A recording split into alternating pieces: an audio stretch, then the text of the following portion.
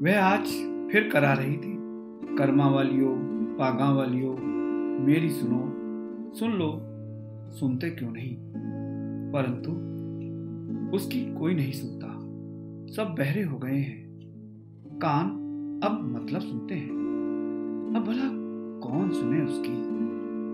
सूखे हुए फलदायक पेड़ से किसे कभी लाभ हुआ है? माली भी घर पतवार उखाड़ फेंकता है या उसे किसी एक बेकार निर्जन कोने में छोड़ देता है।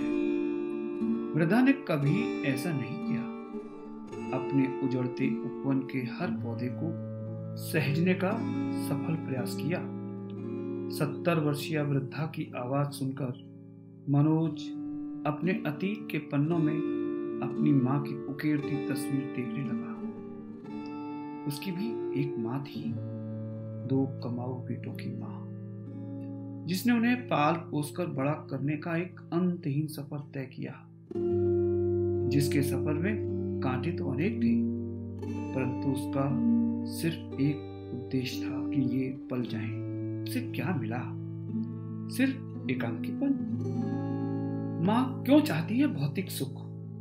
वह तो बच्चे को जन्म देकर प्रकृति से बहुत बड़ी हो जाती है, फिर भी वह स्वयं को अतल सुखों से अलग क्यों नहीं कर पाती है? एक समाज, परिवार और एक विचारधारा को जन्म देने वाली मां समर्पण के बाद भी इच्छा क्यों रखती है? एक साथ कई रूप क्यों जीती है मां? उसे कुछ समझ नहीं आ रहा था। वृद्धा अभी भी करा रही थी, सुन तो लो, मेरी सुन तो लो। मनोज वृद्धा की आवाज की ओर सम्मोहित होने लगा। उसे लगने लगा जैसे वह वृद्धा उसकी मां है, जो उसे इस स्थिति में याद आने लगी। हाँ, उस रात जब प्रभा और मां के बीच तकरार हो गई थी, तो मनोज ने प्रभा का ही पक्ष लिया, जिससे मां का दिल टूट गया। और उस दिन तो मां बिल्कुल टूट चुकी थी, क्योंकि भैया पहले ही घर छोड़ चुके थे और अब वह भी। मां अकेली रहना पसंद क्यों नहीं करती? शायद उसे एकांकीपन से डर लगने लगता है। पर क्यों? अपने ही प्रश्नों के बवंडर में वह प्रश्नों का हल खोजता, महसूस करता जैसे औरत अपने एकांकीपन को दूर करने के लिए ही बच्चे को जन्म देती है, और जब बच्चा उसे छोड़कर चला जाता है तब वह तिल तिल कर टूटने लगती है, कल्प वृक्ष के पत्थर से। अरे कर्मा वालियों, पागा वालियों, सुन तो लो। वृद्धा की इस बार की आवाज में अब करुणा नहीं थी, एक बेजार सी आवाज, बुझते दीप की लौ। और फिर उसी स्थान से उठा एक बवाल, विलाप, क्रंदन, चिल्लाना और चिल्पो।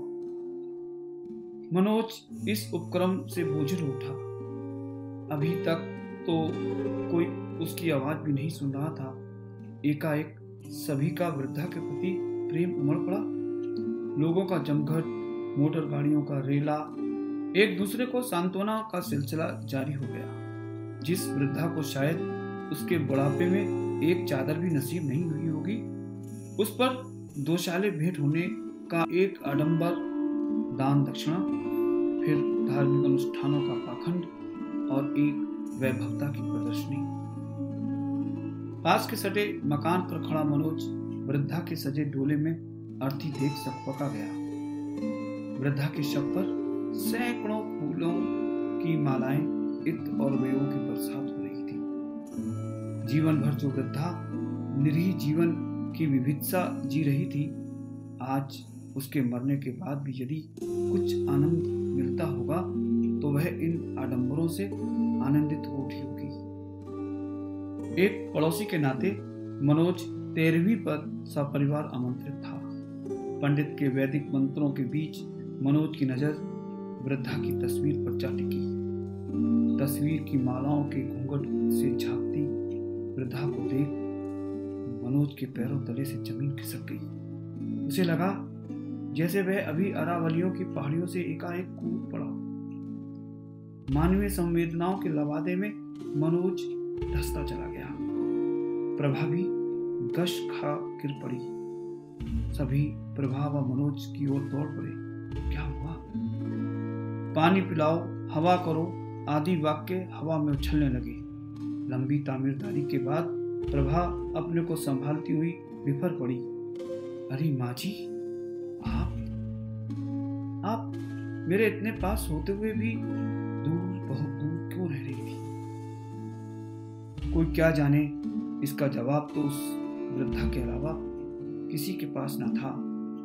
मनोज, प्रभा दोनों निरंतर अश्रु बहाए जा रहे थे। हतप्रभ स्थिति में पास खड़े एक अमीर जान पड़े व्यक्ति ने मनोज के कंधे पर हाथ रखते हुए कहा, आओ माँ की आत्मा की शांति के लिए मिलकर धार्मिक अनुष्ठान करें। माँ सिर्फ माँ होती है, सबकी साझी।